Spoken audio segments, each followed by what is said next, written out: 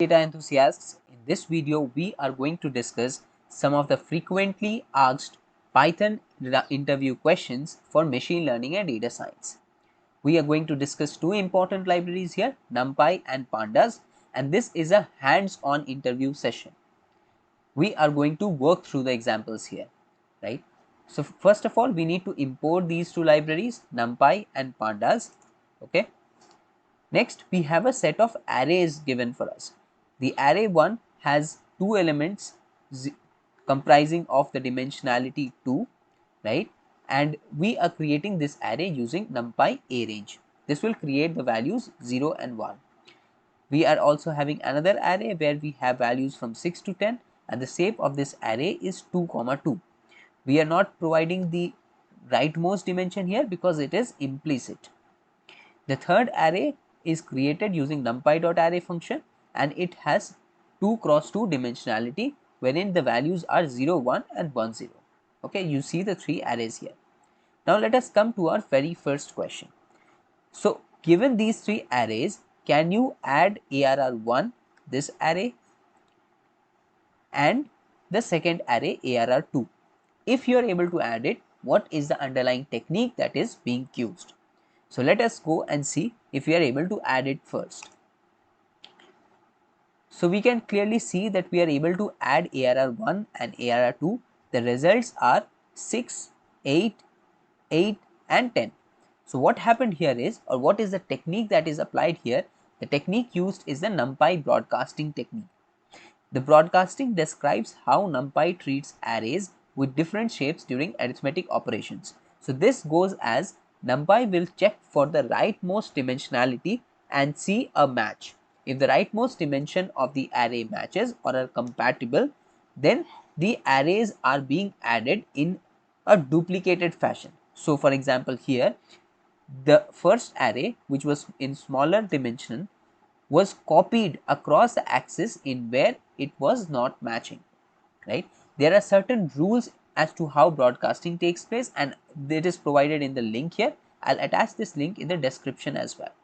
So here if you go and check, the general broadcasting rule implies that the rightmost dimension matching should be either equal, or they should have the same cardinality, or one of them should be 1.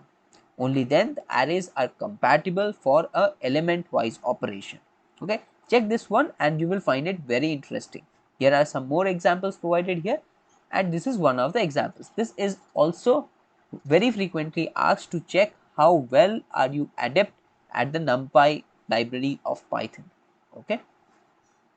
The second question is, how can you concatenate two arrays? And this concatenation can take place across the different dimensions, across the different axes. So here the interviewer would say, how can you concatenate ARR2 and ARR3 horizontally? So when we say horizontally, it means along axis 1, and when we say vertically, it means along axis 0. Okay, so as you see, the two arrays were 6, 7, 8, 9 and 0, 1, 1, 0. So when we are concatenating them horizontally, it will, the dimensionality of this will be now 2 cross 4, and when we are drawing it vertically, it would be 4 cross 2. So 4 rows and 2 columns. You see, this is how concatenation takes place, and the function that is used here is np.concatenate. Okay. Let us now go to the third question. Also, before moving on to the solution of any of these questions, I would advise you to sit for a while and try to work these solutions yourself, and then go for the solution. This will help you build more confidence in your learning. I have already made videos, complete NumPy tutorial videos and Pandas tutorials, the link to which I'll attach in the description. You can check those out as well. Now, the third question is, find the index of the top two elements from this array. So we see the array has values 4, 1, 5, 7 and 0. The top two elements, or the greatest elements in a sense here, would be 5 and 7. So what are the indices of these two elements? So we will use the function numpy.argsort, pass the array here, and you see each of these values will have their corresponding position. So you see the smallest value is at index 4, the next smallest is at index 1, the largest value is at index 3. So this corresponds to the value 7. Index 3 corresponds to value 7, index 2 corresponds to value 5. So how do we extract the top 2 from this? We will do minus 2. Okay, we shall take up minus 2. So we have the indices 2 and 3 as our topmost values. Okay. Again, all these and some of these important interview questions have also been discussed. Apart from these, many other interview questions have been discussed in our NumPy and Pandas interview related videos that I have already put there. All of these you can find in the description, and these videos, okay, all of these you will find in the description below. Let us now head over to the Pandas section of the interview questions. Okay. So here we have already imported this library, so we don't need to import it again. We are taking a data frame which comprise of the columns name, age, gender and salary, and we have 5 rows in our data set. So the shape, let us first create this data set, df. Let us also see the shape, df dot shape. Okay, so we have a data set of dimensionality 5 cross 4. So we have 5 rows and 4 columns. Now what are the questions associated? So here in the Pandas interview round, right, when in the Python interview round, when the interviewer asks you Pandas related questions, they will try to see how are you able to wrangle data using Pandas, how are you able to extract certain insights using Pandas, right? So some of the workaround questions here would be, select the rows where age is between 25 and 30, both inclusive. Okay, so you see we have a column named age.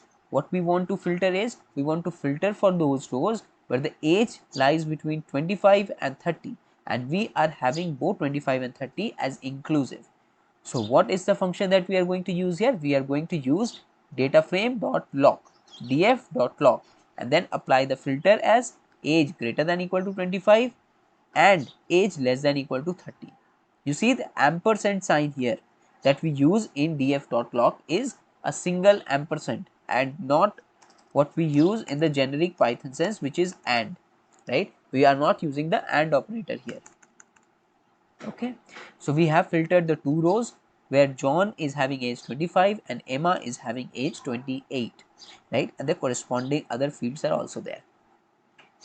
The second question, find the maximum and median salary of each gender.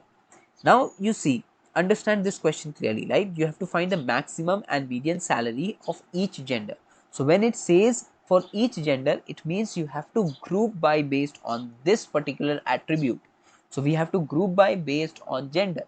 This is what we are going to do. We are going to df.group by gender and then aggregate the values that we want. We want to aggregate the salary and compute the max salary, and then aggregate the salary, compute the median salary.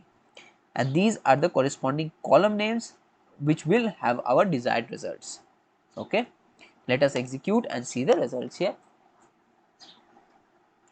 Okay, so we have for females the maximum salary is 60,000, the median salary is 57,500. For males we have the maximum salary 80,000 and median salary is 70,000. Okay, so hope you are able to understand so far how we are working through the different questions, right? The third question, this should be the third question and not the fourth. Let me change the numbering here. We have to apply a custom function to each member and calculate a bonus based on their age and salary. Okay, so next thing that we are to do here in this question is we have to apply a custom function. So whenever it comes to a custom function, we have to use the function apply, okay, and pass our custom function.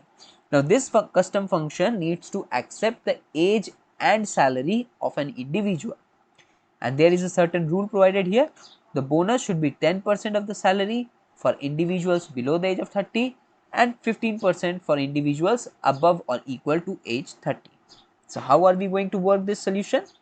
We are first going to select these 2 rows, salary and age, and apply the function and create a lambda function, custom lambda function here, where this lambda function selects the salary and multiplies it with 0.1. 0.1 is 10% if age is less than 30.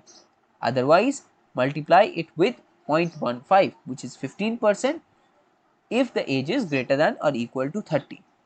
Okay, and we see the results here. So we see a bonus column has been added here, and the corresponding bonuses for each of these members have been included. So this is how you are going to present yourself in any Python round of NumPy Pandas machine learning interview questions. Hope you learned something new. See you in the next lecture. Have a nice day. Bye bye. Jai Hind.